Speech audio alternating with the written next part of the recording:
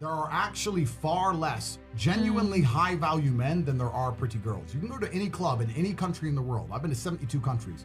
You can go to any club in any country in the world and see pretty girls. If you're gonna find a young, in shape, smart, tall, intelligent, rich man, it's extremely difficult to find. And that man has options. He has more options than a beautiful girl. And I'll tell you something. There's always been a large proportion of men in the world who made the choice to stay where they are. And life for them wasn't that bad. But as we reach the future and as time goes on, you're gonna notice now that the people who don't chase having a masculine network, if they're not gonna be excellent upon themselves and they're not gonna be plugged into a serious circle of achievers, their life's gonna become terrible. You could just be a normal dude and your life really wasn't that bad. But now we live in a situation where you just can't just be a normal dude anymore. Being a normal dude is no longer an option. So as a man, you have to be doing something to try and improve your status. There's lots of different ways to do it, right? But if you're a man with truly no status in society, now it's hard. Yeah. It's really hard.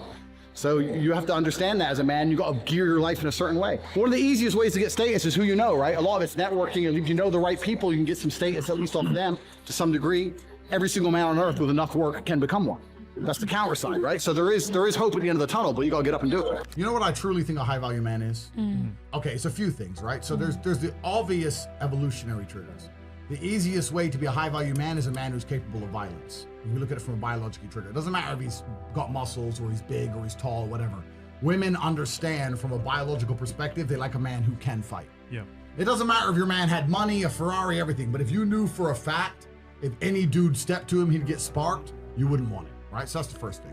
We're suffering from cowardice. We talk about all the problems in the world. It's easy to talk about them all, but you can narrow them all down to the exact same thing. Cowardice, masculine cowardice, all of it. All of this is masculine cowardice. That's all it is. You're not going to be able to imitate being a G. You have to go out there and you have to suffer as a man. You got to go through trauma to be a G as a man. Too many dudes out here are trying to imitate. That's what all this is. You're talking about game. You're trying to be something you're not.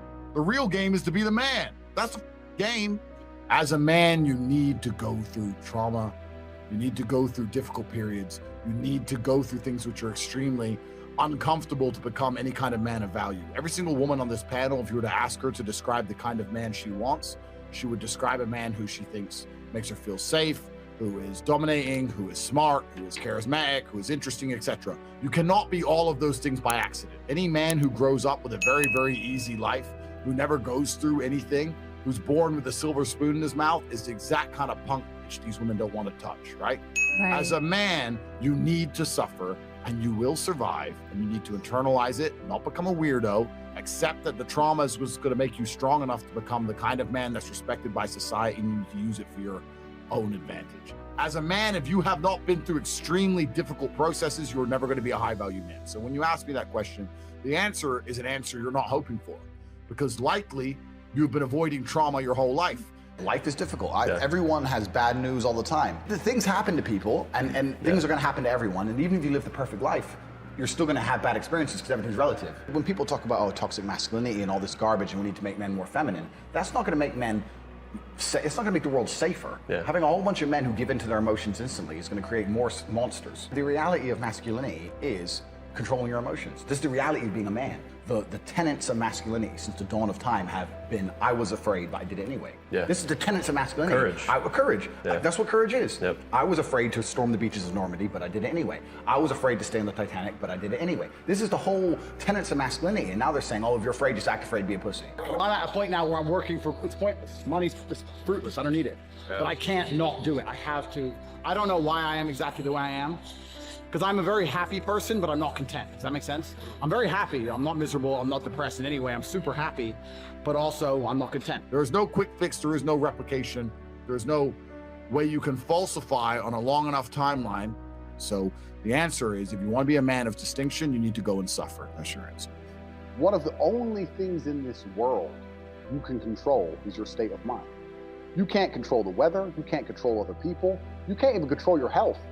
One of the very few things in the world you have genuine control over is your state of mind. You decide if you're a disciplined person. You decide if you're a happy person. You decide if you're a depressed person. These are things that in real time you can affect in your brain. This is all you can control on Earth. If you can't control that, then you're just a feather in the wind. and life's gonna blow you around, and you might land somewhere good, you might land in don't. Nobody knows. I was a 4-time kickboxing world champion. For 12 years, I trained 5 hours a day, 6 days a week. And I was motivated to train probably about 25% of the time. The rest of the time I went because I am disciplined.